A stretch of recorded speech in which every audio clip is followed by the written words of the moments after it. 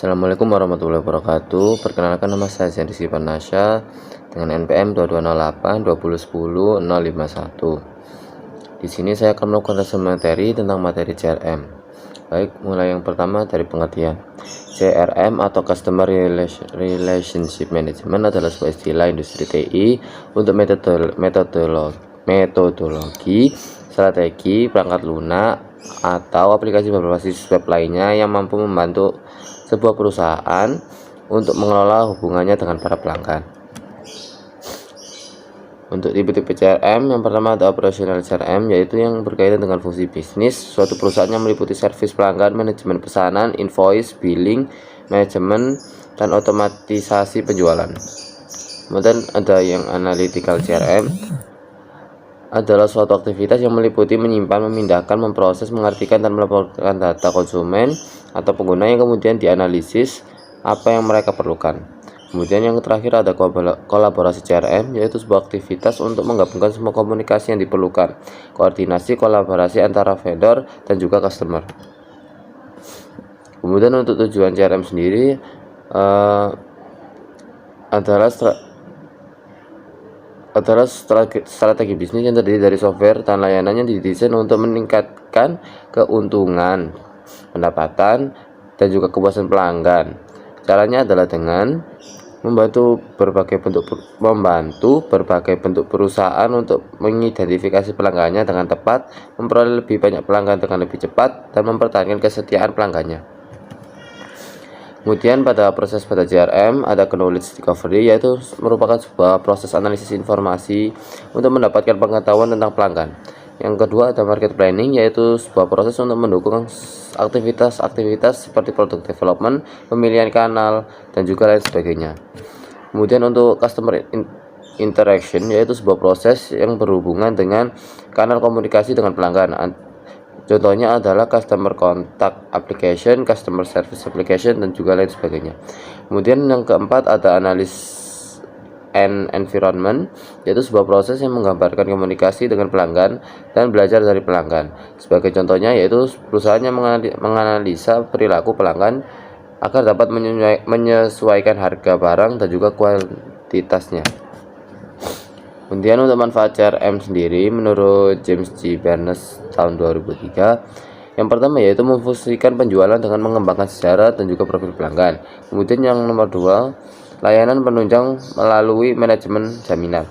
Yang ketiga ada pelacakan dan pemecahan problem. Yang keempat adalah penjualan silang dan menjual lebih banyak produk atau yang mendatangkan keuntungan yang besar pada segmen pelanggan yang menjadi sasaran kita. Kemudian yang terakhir ada menarik pelanggan-pelanggan baru dengan menawarkan layanan yang bersifat pribadi. Kemudian ada faktor sukses implementasi CRM. Yang pertama ada sumber daya manusia.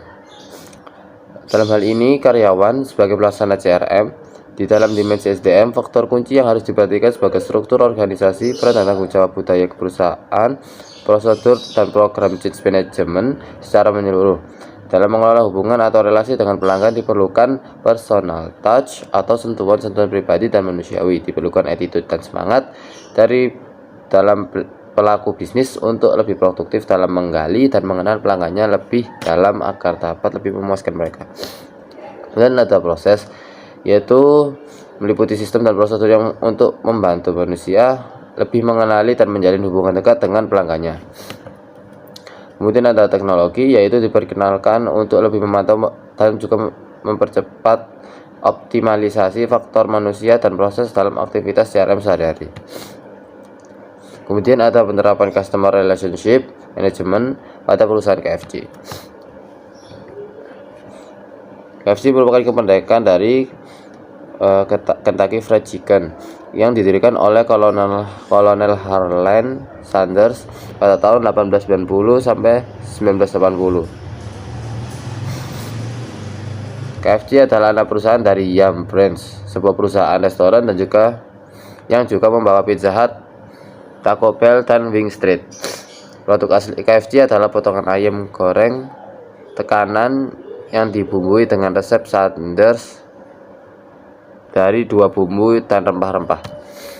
Kemudian konsep CRM pada KFC yang pertama ada CRM strategis, yaitu melakukan training pada karyawan. Yang kedua ada CRM operasional, merupakan otomatisasi pemasaran. Yang ketiga ada CRM analis, yaitu Guest Experience Survey.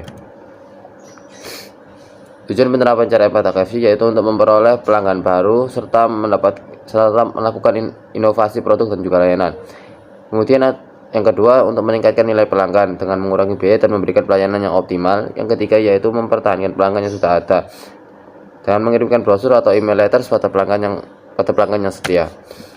Kemudian bentuk layanan KFC di Indonesia sendiri, yang pertama ada otomatis pemasaran melalui KFC Food Pass. Yang kedua ada otomatis armada penjualan melalui self service booth. Yang ketiga ada layanan pesan antar.